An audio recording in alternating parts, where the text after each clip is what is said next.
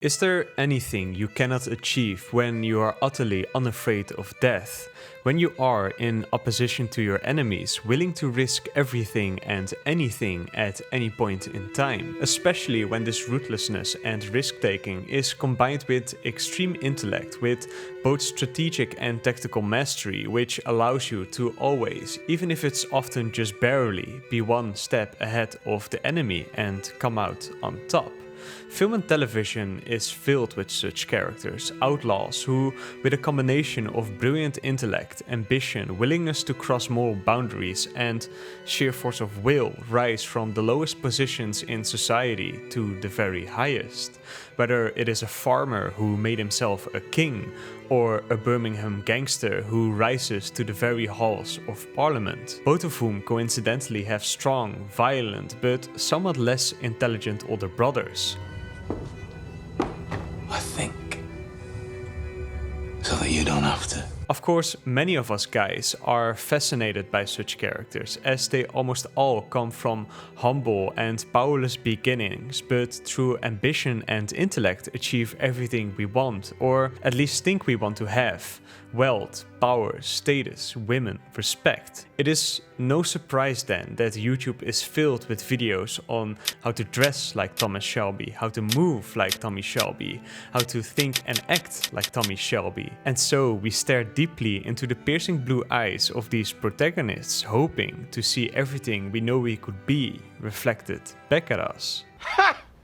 Gay! But of course, acting like Thomas Shelby and being Thomas Shelby are two completely different things. Tommy Shelby is not a character who does not fear death. He is a character who, more often than not, longs for it, because he is psychologically and physically in an incredible amount of pain. And so in this video I want to explore that pain, how it drives his ambition and success, but also how it is inescapable and truly not something we want to experience in our own lives. As anyone who has watched Peaky Blinders knows, for Thomas Shelby, as for many of his contemporaries, his psychology is marked by the traumatic experiences the First World War left with him.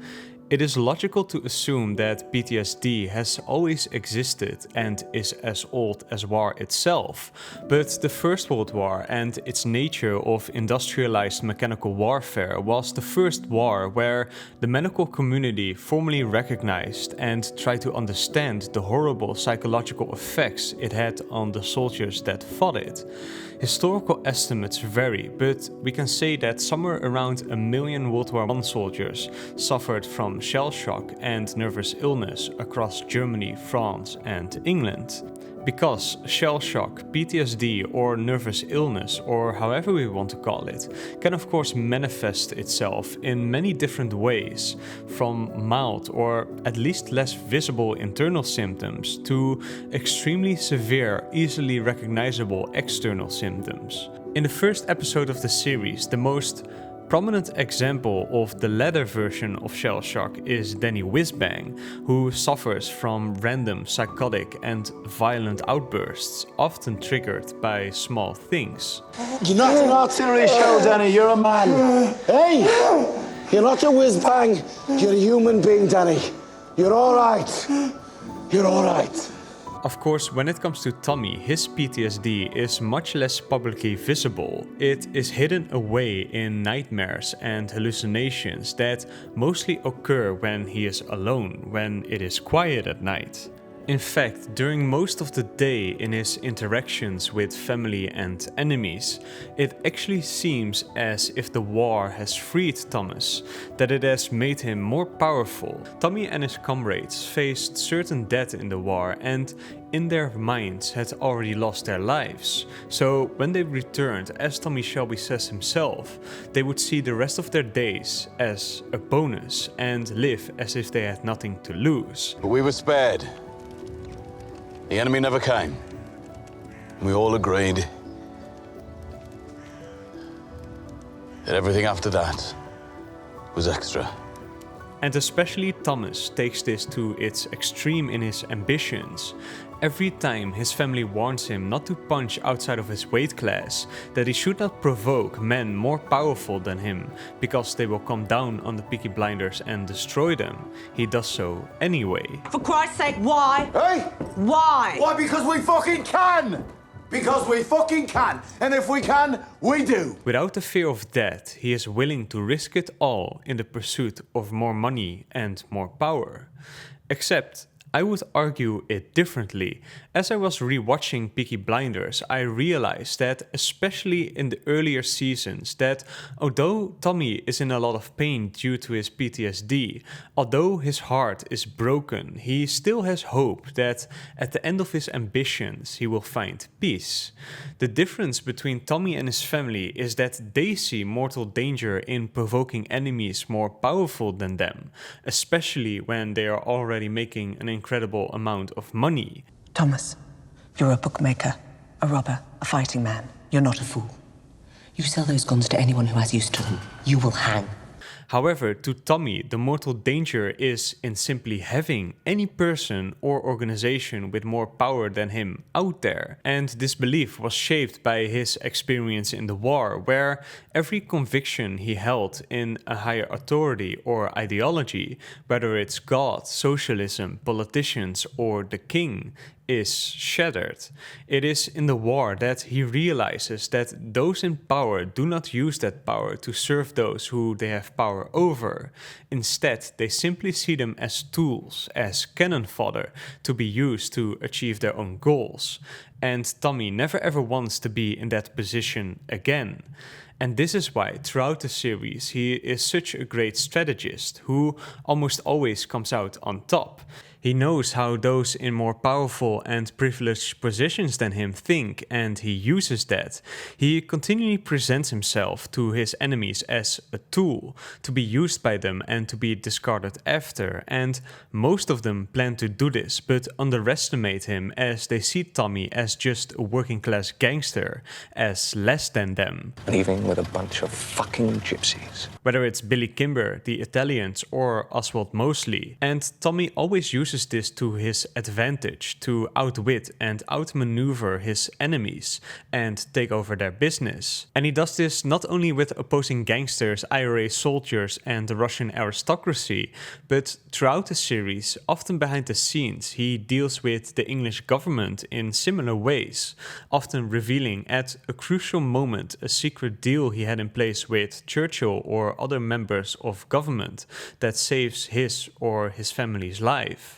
At some point in the near future, Mr. Churchill will want to speak to you in person, Mr. Shelby. He has a job for you. Now, to a certain extent, we can attribute this to somewhat sloppy Deus Ex Machina writing, but in many ways it does really illustrate Tommy's philosophy after the war.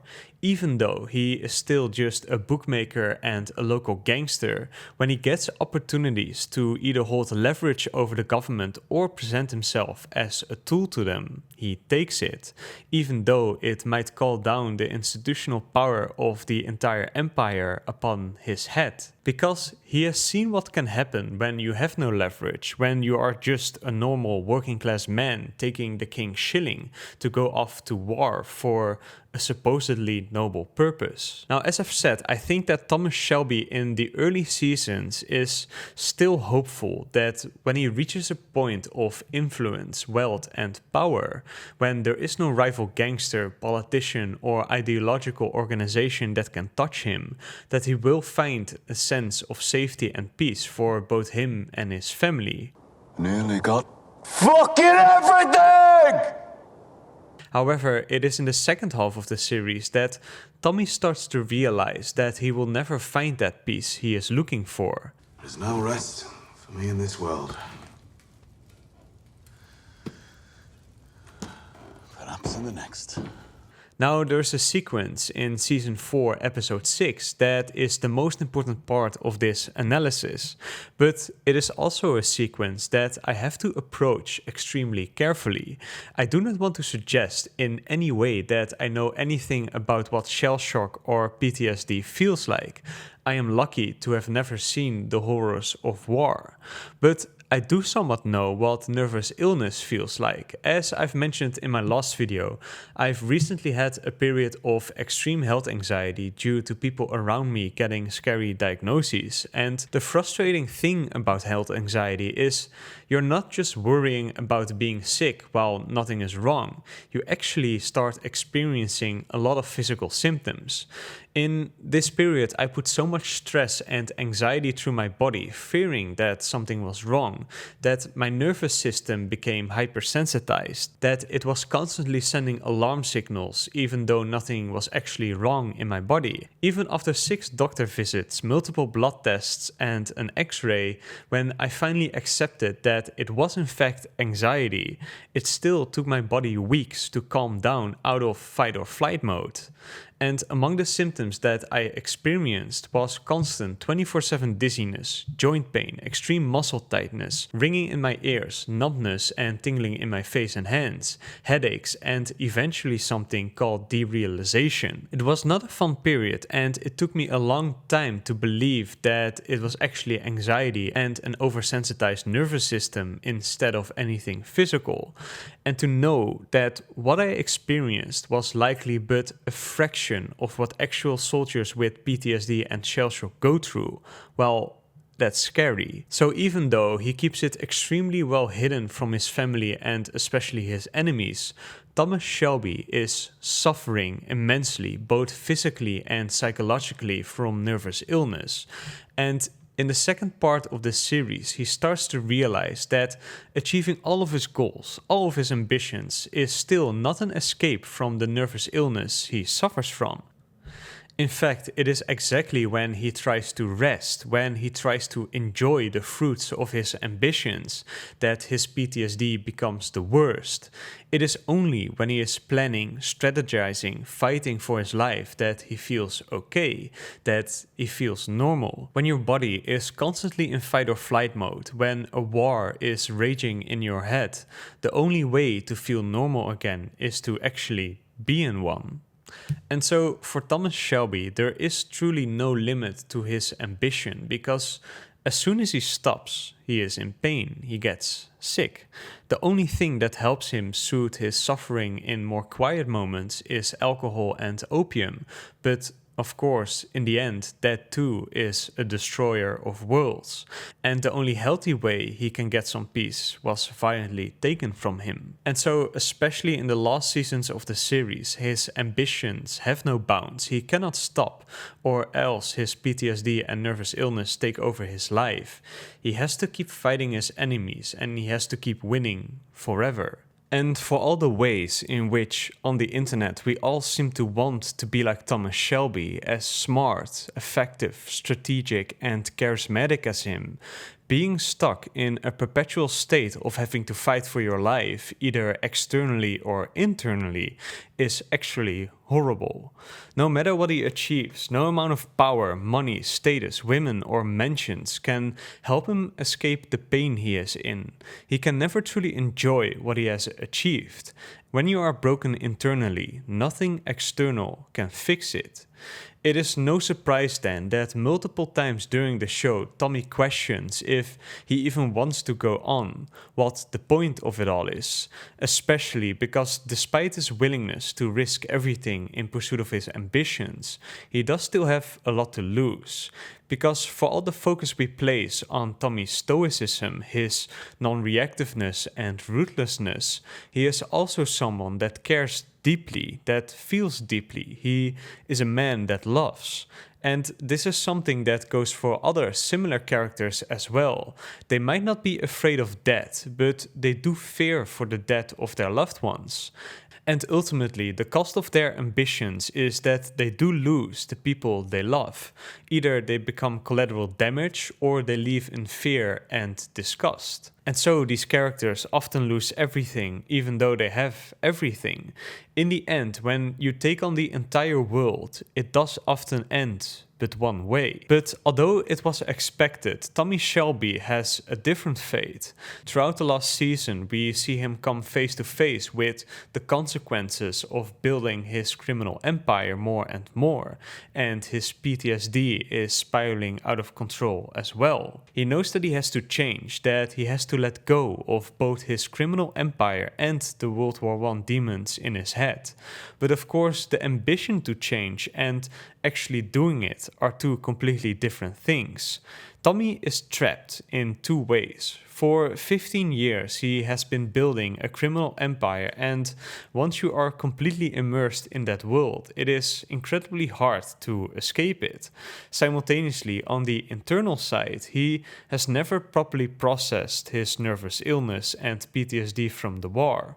Of course, this is in many ways not his fault. Although shell shock was recognized by the medical community after the First World War, any kind of treatment was still in its infancy, and many sufferers were never recognized or helped.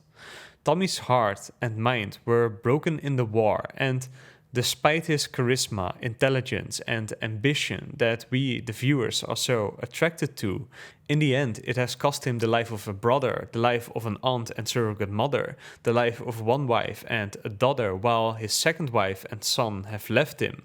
It is only after once more after facing his own death and coming within inches of it that he can finally let go, finally find peace. Armistice. Peace at last. Peace at last. And so, 15 years after the war ends in armistice, Thomas Shelby finally finds peace in his mind.